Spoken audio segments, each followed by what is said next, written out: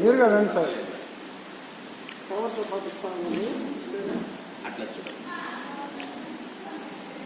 Okay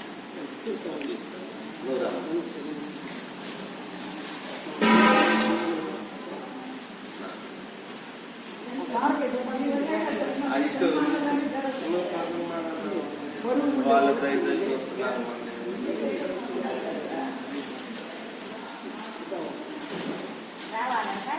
రండమ్మా రండి, ఒక్కొక్కరికి రండి. అమ్మ ఉండు, ఆమె లేని నువ్వు రామ్మా వంచేసమ్మా. ఫస్ట్ మళ్ళా ఆమె వచ్చిన తర్వాత చూడమ్మా. అమ్మ చూడు,